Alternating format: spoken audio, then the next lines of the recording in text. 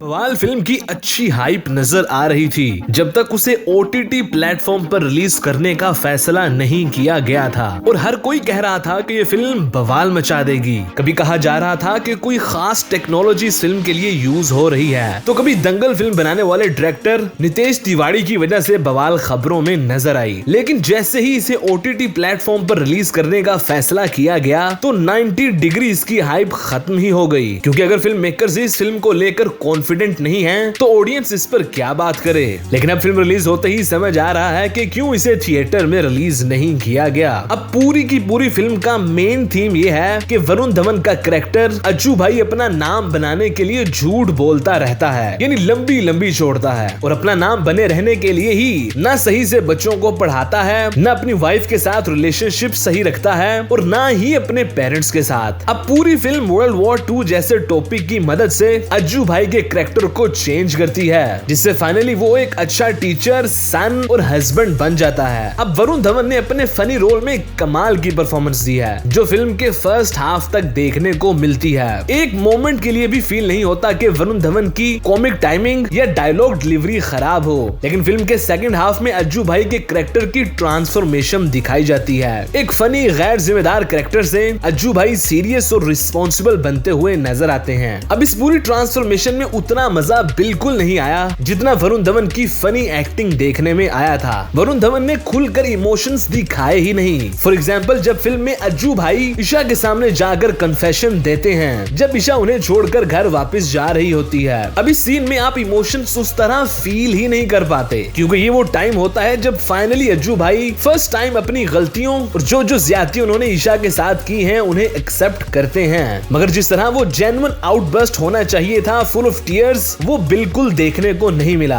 और एक फेक सा इमोशनल सीन ही नजर आया। वरना वरुण धवन बद्रीनाथ की दुल्हनिया हो, अक्टूबर या बदलापुर, इमोशनल सीन्स बहुत ही खूबसूरती से अदा करते हुए नजर आए, जबकि जानवी कपूर कुछ ज्यादा अदाकारी करती हुई तो इस फिल्म में नजर नहीं आई। बट जो सीन उन्होंने किए उसका हक अदा किया, वो चाहे इमोशनल सीन्स हो या फिट्स आने की एक्टिंग करना हो। अब इस फिल्म को ओटीटी पर रिलीज करने की काफी रीजंस दी गई। साजिद नाडियाडवाला की तरफ से कहा गया कि ये फिल्म कमर्शियल नहीं है जिसमें डांस और सॉन्ग्स हों, इसीलिए इसे हम ओटीटी पर रिलीज कर रहे हैं। अब सॉन्ग्स तो इस फिल्म में हैं, बड़े ही मेलोडियस और वो भी अरिजीत सिंह की आवाज में। दूसरा, डांस नंबर इजीली इस फिल्म में रखे जा सकते थे, स्पेशली फर्स्ट हाफ में, जहां अज्जू भाई बहुत ही फनी रोल में नजर आते हैं और कभी रात में शराब पीते हुए भी दिखाई देते हैं, तो वहाँ एक आइटम नंबर डाला जा सकता था। इसी तरह एक अज्जू भाई की एंट्री के लिए भी सॉन्ग्स शामिल आसानी से किया जा सकता था, जैसे सत्या प्रेम की कथा में कार्तिक आर्यन के लिए किया गया। इसी तरह नितेश तिवारी ये कहते हुए सुनाई दिए कि हम ओटीटी प्लेटफॉर्म पर ये फिल्म इसलिए रिलीज कर रहे हैं ताकि ये फिल्म ज्यादा से ज्यादा लोगों तक पहुंच सके।